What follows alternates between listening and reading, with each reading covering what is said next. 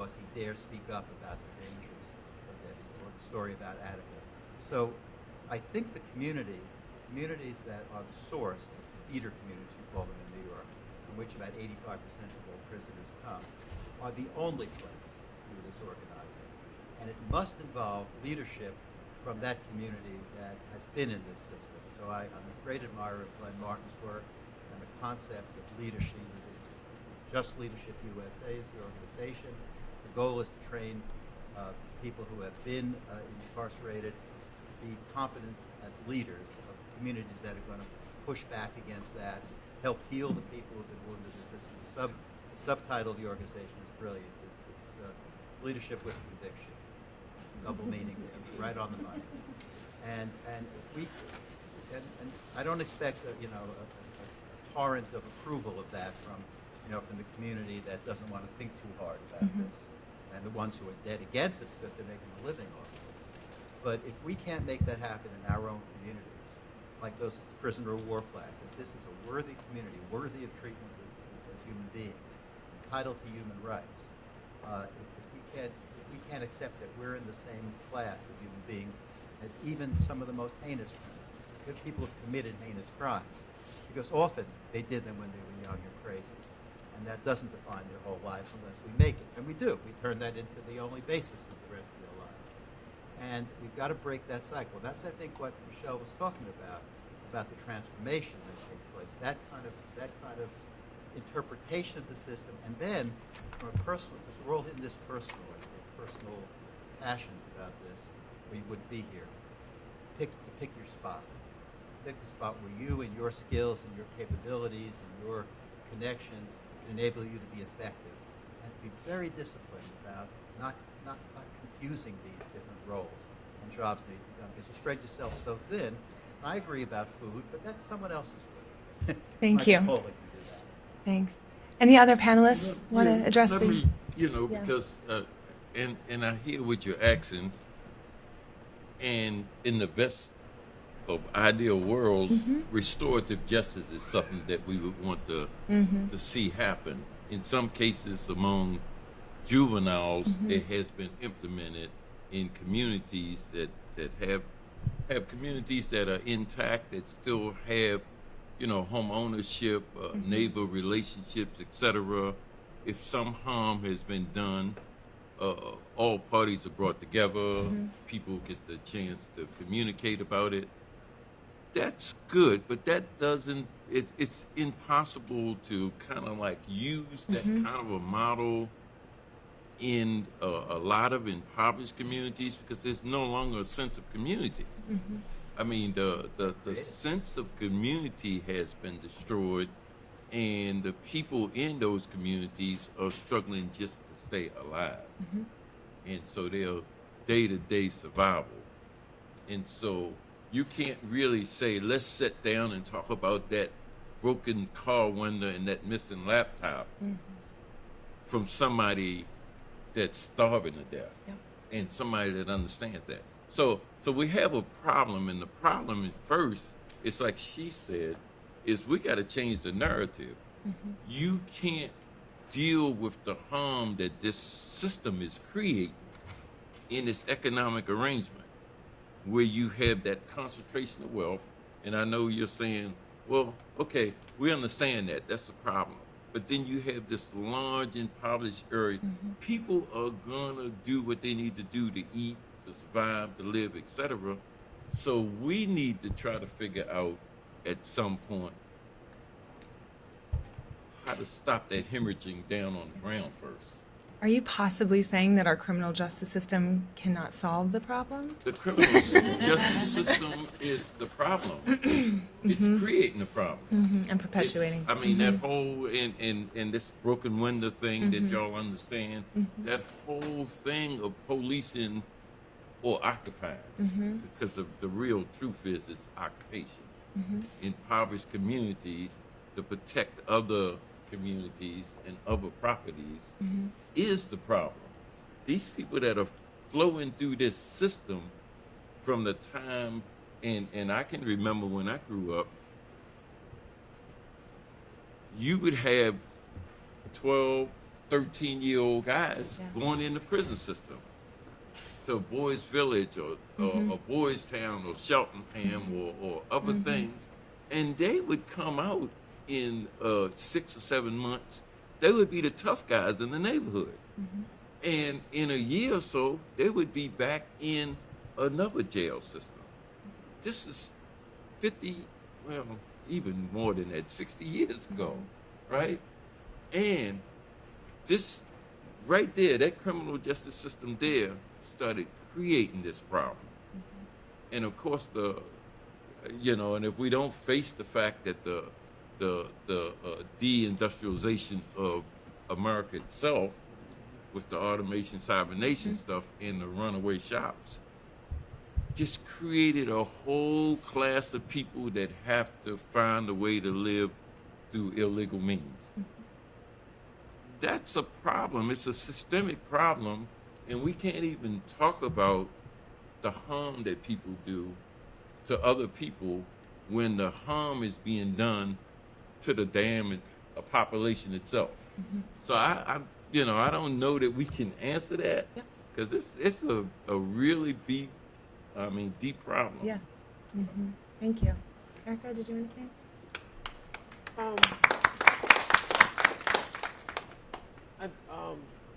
90% of my employees are formerly incarcerated individuals. And I, of course, can't do everything, but everything is going to be done. So that when they come home, to me, my experience is that they're broken. They're broken from before they went in, and then once they went in, they're broken from the experiences they had. So for me to just hire them and put them to work, it's a disadvantage to them. So I have to provide therapeutic services, not only to the young people that they're servicing, but to them. I have to re-educate them on the process of what they eat and how they live and what they intake. So we do health and wellness. We deal with emotional wellness. And we do it in all lanes, whether it's the individual that's providing the work, whether it's the young person that is the new victim or perpetrator, whether it's the family of the experiencing the violence, and whether it's the people coming in to provide the pen to the paper and help us to analyze and develop the theory and concept. And I think that all of it can be done. It can't be done by one individual, but it has to be a holistic thing. We can't break it up. We can't say that, no, you can't make money only by selling drugs, so there's no problem, you continue to sell drugs. We teach young people to be entrepreneurs. We teach them how to enter into different lines of it, because let's not be, we live in an oppressed, we live in America, So this is a system that is created for us to fail. So are we going to make strides along the way? Yes, we can make strides, and we can make victories. Eddie is sitting here right now, right? That's a victory. And there's other people who have come home, and there's other things and laws that have been instituted. Those are victories. And the more we continue to raise the consciousness of people and empower them as leaders and organizers, and as he mentioned, Glenn Martin, just continue to put the tools in these people to transform their lives, then we can transform communities. It can only happen one block, one community, one individual at a time, and then that impacts the system as a whole. But, I would more so love to say, let's all be doctors in this community, and let's look at each aspect. The crimes that are being, because we deal with police, so we're there when the police is coming to arrest someone, we're there. And we're intervening on how they relate to that individual when they get to arrest them. So they might not end up in the criminal justice system, because we're going to stop the arrests. So in each lane of how they end up in the criminal justice system, we have to relook at how the outcome of that situation, and set up new paradigms for it to be different. That's a way that we see dealing with it, And then when they go in, how do we empower them to understand that you're in a system that wants you to stay in there or keep coming back? So how do we, with Friends of Friends or other different programs, begin? Because there's some brothers who I met from doing this work in Shawanka and different prisons who are now working for me. They came home, and we continue to allow them to. I would have never thought I had a company where I'm hiring people to work, period. You know what I'm saying? Because that wasn't what I did. But my life is different now. So if my life is different, then that young person's life can be different, and Lumumba's life is definitely different. You know what I'm saying? So, but you know, it's every step of the way. We're not miracle workers, but we can make some miracles happen along the way in different people's lives. You know. Thank you. I think we could just talk and talk and talk. I have lots of questions, but I'm going to stop myself from asking any more right now and turn the floor over to the audience, the participants, to ask questions, share ideas, give comments. There's 2 microphones. You're welcome to use them. If you think you have a voice that projects loud enough for everyone in the room to hear, you're welcome to ask the question from your seat if you would like. Any questions, comments, ideas, solutions? Yes? Well, my name is Sharice Washington, and firstly, thank you all for speaking, giving us wealth of information. And I was here trying to ask a question in that you mentioned that when individuals leave the prison system, they have this hyper-aggression. And I think that I've also seen cases where individuals, they go back to their communities and it's like they have these stripes, right? They have this sense of pride, because I did that, and it's like the community respects them for that. And another thing that I wanted to kind of say is that what's of question is the community. Yes, the community is of question because you have a lot of individuals who are very misguided. They just don't, they don't have this guidance. And a lot of times, my younger brother, for example, I went to college. I went to school in Atlanta. And my younger brother, he dropped out of high school. And he was going through his, what I like to call the boy-man rebellion against my mother, right? And I call it that because I think that a lot of males, they have this very conditioned mentality where they feel this kind of, this need to rebel against the woman. And the situation is that, particularly for African Americans, is that you have a lot of single, mothered homes. And a lot of the males, you find they kind of, there's a resistance there between the child, the son, and the mother. And I saw that that was happening with my younger brother, and I made the decision to move him to Atlanta with me, where we developed a different bond that my mother could not establish with him. And he was more receptive to me guiding him, and it's rather odd, but he sees me more as like, a mother and a big brother and a big sister and many other things. And I think that it's very, and my sister is also a single parent, and I try to make an effort to intervene with her boys early so that they are receptive and understand that, not just a man can raise a man. Because my younger brother, he once had that mentality where a woman can't raise a man. And when and I love speaking with him because his friends, I'm also able to poke and prod at them. And they have that very same mentality that a woman cannot raise a man. And my younger brother there, I'm like, okay, Terrence, how about you intervene? And you tell them what my influence has been on you. Now my mother probably hadn't had that sort of influence, but I've certainly had a very strong influence in developing him as an adult. Stripping him of that conditioned mentality as man versus woman, but realize that you are an individual and that you are an adult. So it's just that kind of thing. So it's just more of a comment rather than simply a question.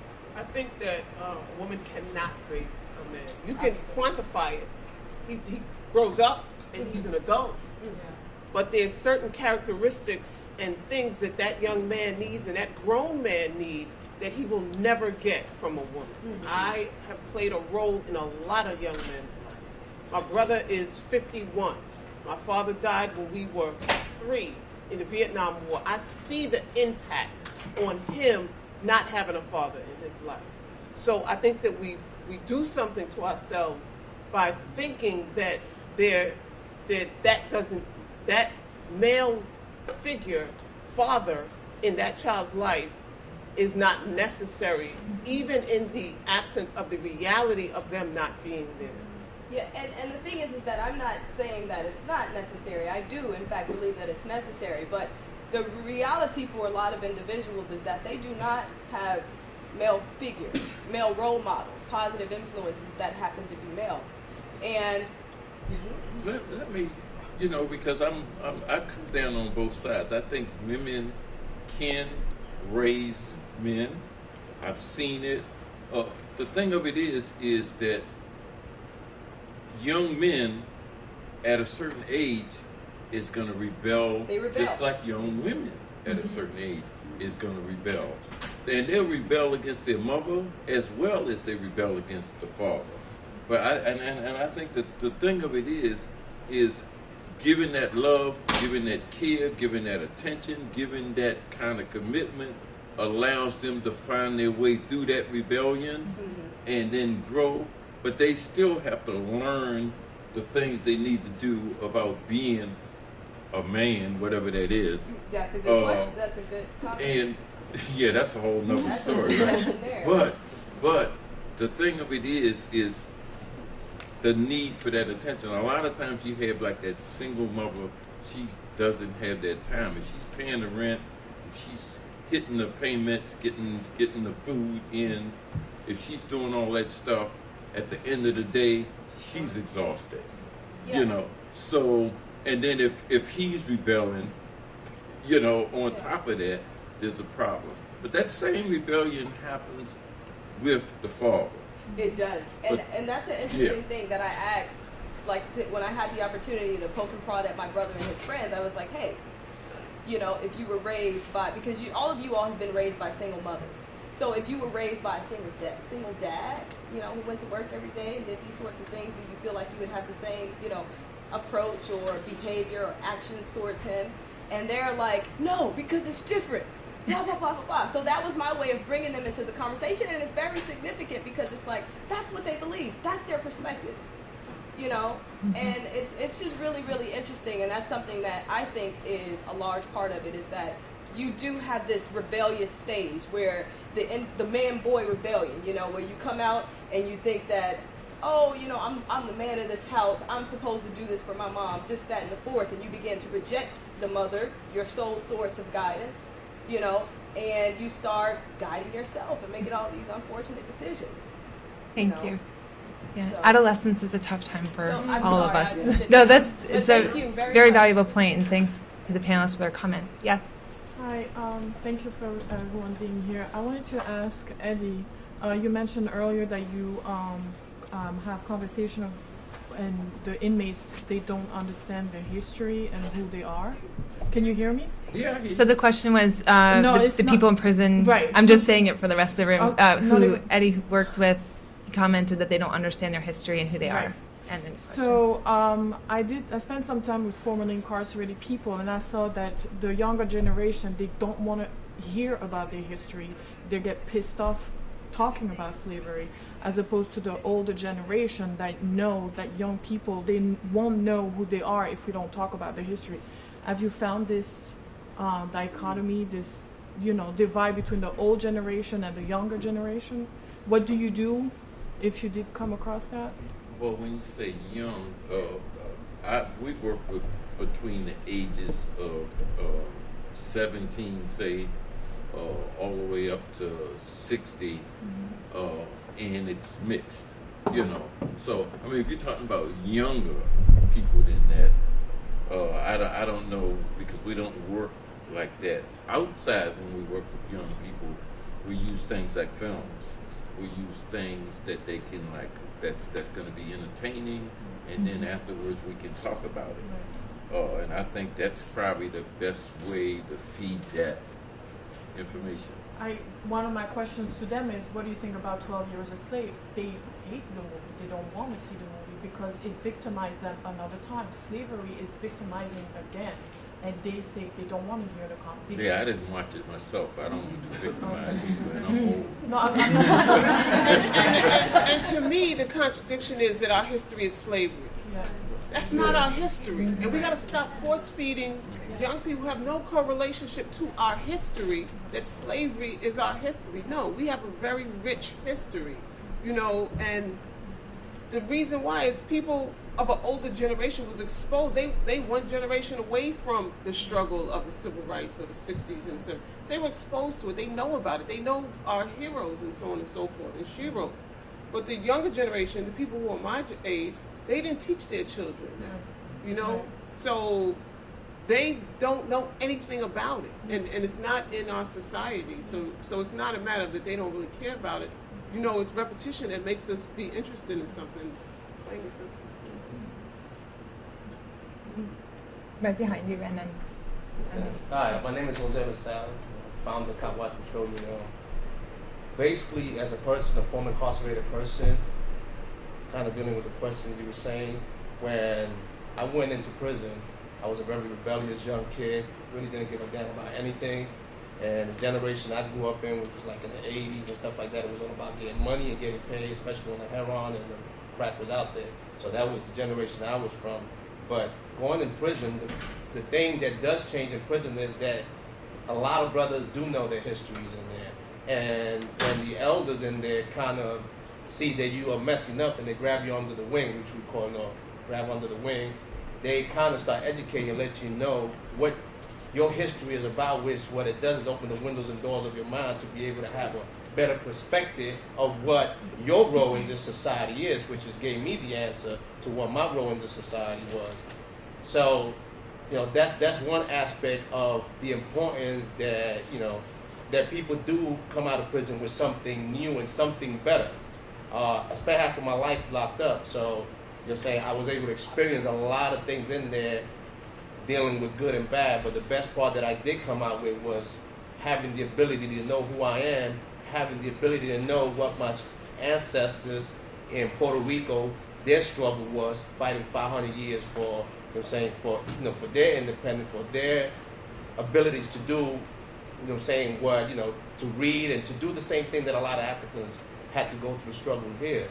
So that helped a lot as a Spanish person for me to be able to say, you know what, when I go home, now I know what role I have to play to be able to continue educating our youth, because knowledge is the foundation of basically everything in the system, and knowledge gives the empowerment that people need to be able to move forward. So I think that is very important for you to know your history, because without that, you really have no future. And also, another thing that we deal with a lot of brothers when we go into the community to talk to a lot of young brothers, we let them know also the greatness that they come from. Dealing with, you know, the buildings of pyramids, the architectural, the philosophers, the doctors, and all these great people that existed before them who their genes come from. And we let them know about that greatness and let them know that that resides within them. And it ain't even far within the recesses of their own soul for them to bring it out.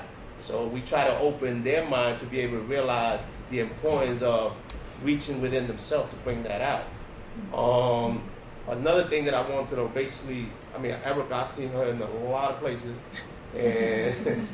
and all of y'all. So one thing I wanted to ask is, how can, like, this is great, but how can this be taken into a community, right, to be able to bring back what I call bring back our lost brothers and sisters to the right and righteous path that they need to be in, without us degrading them. You know, like many organizations and groups might go out there and be like, you know, you can't be a thug, you can't be a gangster, It could be done by you but organizing by using other forms and inviting us, if it's us right here, to attend.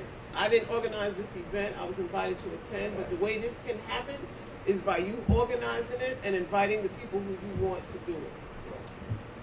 Thank you. I mean, I work with like, I don't like to deal with like stereotypes about this one, this person. Not everyone who have been incarcerated, not everyone who's been arrested is one group of people. So I think we're talking a lot of generalities. I work for Brooklyn Defender Services. I run the adolescent program there. And I work with about 500 kids who are incarcerated throughout the year. Each one is different. Each kid I see is different. That kid from the pink houses is different from that kid in the pink houses who gets arrested. So just like each of us are different, everyone that we're dealing with in the jail system is different. What I do see that has become a problem in the communities that they go back to is that we've been so ingrained to keep them in the system. I advocate for alternatives to incarceration. No kid is going to finish their program because the judge says You have 6 months in cases, boom, you have to do that. It doesn't go that easily. They get out of jail, they're in a program, they mess up. You're just going to mess up. Just like you said, the poverty, all this. And this is not the first generation of poverty. It's not the first generation of racism. It's not our whole history. It's the way that America has dealt with poverty and generation, and our families have dealt with it. My family, I have the most difficult times with the family members of their kids coming back. And I work with kids up to 20. They automatically call the police on their kids.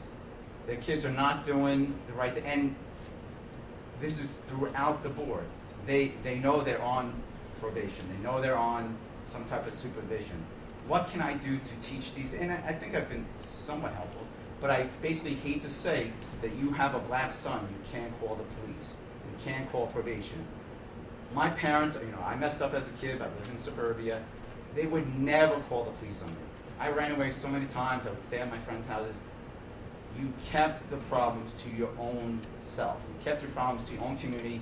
We helped each other in that way. And there's a lot of richness in each of these communities. I go into the Howard houses and look at me. Obviously, I don't live there, but I've never had a problem. There's a lot of stuff that we can do without alerting the authorities, because our kids do not need those authorities. They need, like what you're saying, the fathers, the mothers, and all that. They're the authorities of our kids, and we have to stop using the authorities. We've been taught that, to use the authorities against our kids. So it's definitely something I was learned. But we really have to work on that, not going back. That goes in alignment with my brother right here, who just asked about how we can bring this to the community. He's Cop Watch, which I'm sure the training that you do informs people on why they shouldn't be calling the police into. So maybe it's partnering together to take the conversation on a tour around, that you could do it in a particular targeted area. But I think that to me, us going into the community is definitely what needs to be done. Because us having here talking, unless we're talking about how we can use our different skills to take it back to the community, as he said, and as he said, we're having it's theorizing around the theory that we know the next, let's put it to work. Let's see if we really want to go beyond the bars. Osborne has a lot of wealth and a lot of access and a lot of, ability to get us connected to different institutions and so on and so forth. There's a group of people, I'm sure, that are committed to practical application. We heard a lot of stories and a lot of stuff, a wealth of information, and the whole question of these young men in single homes. Like, now we're the answer right now. So how do we now take the answer and put it to work? Well, maybe we can ask a different question, though. I wanted to just ask this question. I've been dying to ask this question. And I want to open it up to everybody. If anybody's got the answer, or everybody can answer. What happens in your community or your neighborhood when something violent occurs? So there's a shooting, there's a stabbing, there's a rape, there's any of those. You can take any of those things, and what is it that should be done? What is the alternative to what you're going to do with that person? Is the first idea is to capture that person, or is it we'll just pretend like that didn't happen? Or because if we don't decide, if we don't figure out, like there's this little pyramid thing here. Never mind, we won't go there. But but there's once you've been attacked in one way or another, there's that sense of fear. And how do you get by that sense of fear? And if the person, should that person be incapacitated? And then we kick in these other steps? Or if we're going to do away with the bars completely, what are we going to do with that person to keep other people safe? And, everybody's talked about, like, community and all this other stuff, but how is the community taking care of the community and really getting back to the community? So I'm just going to preface my remark by saying I don't have the answer. But I look at Mr. Drucker here, he talks a lot about, drugs and incarceration. And we're hearing a lot about drug courts, of which I have some problems with, but as an alternative, it's a lot better than life. So I'm saying all that to say is that we should have a public health approach to violence. So what happens is that we're talking about the incident when a crime occurs, when a crime of violence occurs. It's that we're talking about it as an isolated incident. But we all know in this room and out of this room that there are factors involved, there's a context involved within that incident. Yes, someone has been harmed and someone has harmed. And then we start trying to adopt interventionist practices. And that means incapacitation or whatever punishment. And that's what I think when the wheels come off. I mean, we have to start talking about how do we prevent that in the first place. I'll give a very brief example. It's not a violent example, but where I live in Sunset Park, I live on the ground floor facing 4th Avenue. And on the stoop, they used to be, when I first moved in, a bunch of young kids used to hang out on that stoop 2 or 3 o'clock in the morning, smoking weed, making noise, doing stuff that I did when I was their age. But it sounded like they were in my living room because I live in the studio, right?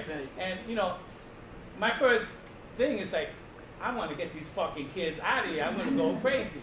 So I used to open up my window and say, could you please not hang out here? And they would give me dirty looks, but they would like walk away.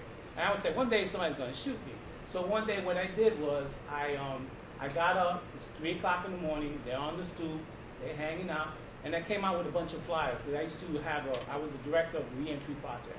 And I had just left the job to do the work I'm doing now at the Correctional Association. But I still had some flyers where we help people go to college, and I came out, and I started laughing. So, man, you guys get me every night, right? And they started laughing at me, right? And I came out with the flyers, and here, get it, and I'm giving them flyers to help them get a job, go to college, and the kids all looked at me and said, you're just doing this because you're trying to get us off the stoop. I said, yeah! And then when you start working, I'm going to go to your stoop, I'll start making noise so you can see. I say all that to say is that it's a different kind of approach. I could have called the cops and said, get these kids off my street. Absolutely. Yeah, really. And then that would have entailed a whole series of events. Someone could get shot and so on and so on. What I'm trying to say is we have to get away from intervention to prevention. And that means envisioning a society where we're not just thinking about intervention. We're thinking about how to address poverty, lack of access to education. It's a great society kind of thing that a lot of progressive people don't want to mention because conservatives beat them over the head with it. So I just, sorry, taking time. Thank you. We've been waiting for quite a while, yeah. I wanted to respond to what the young lady had brought up earlier and a couple of things, including the community piece. I work with men in prison, so as a woman, I'm privy to a lot of conversations I never hear out in the community. One of the things I do know is that these young men are angry at the absence of their fathers. Okay, that is continually discussed, that they act out on that. The other thing is that they are talking about what is a man. That's a conversation we constantly have in our groups. And what's the difference between masculinity or perceived masculinity and what a man is? And so I hear some really interesting things. And actually I hear some of the younger men begin to move out of perceived masculinity in those conversations. So,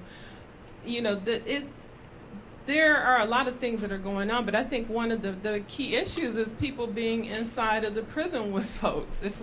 Because like Erica said, folks are coming out broken. Our thing is to try to work with folks while they're inside, so that we are hoping, we're sending them back into the community a little bit more whole, and in some cases than when they went in.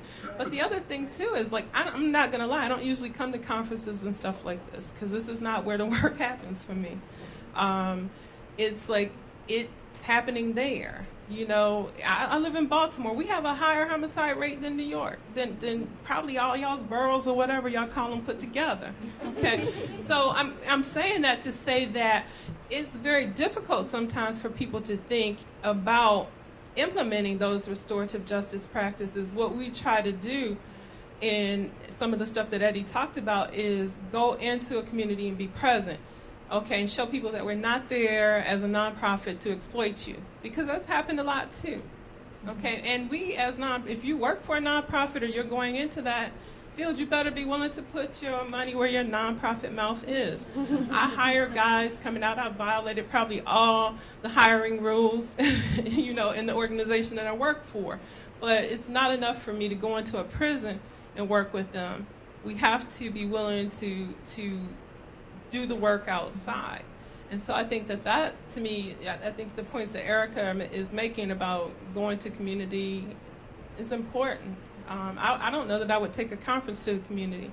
I would bring all of y'all with a bag of food or something. You know what I'm saying? It's sometimes for us, it's that simple. We work in a community where people run out of food stamps and they don't have money to buy food. And so we give out food as a way of developing that relationship with them and showing them that we're here. We're being present with you. We're not coming to get anything, but we do want to work with them because we do want to end that reliance on police, especially when police are abusing you, But in some cases, people feel hopeless. And they're not calling the police because they really, really like the police. They're calling them because that's how hopeless the situation is sometimes. Thank you. So we have about 3 more minutes, which means I'm agreeing for all of us that we can go 3 minutes over. And so we'll have time. Let's try to fit in 2 more folks. Thank you. You already went. Oh, got it. Thank you.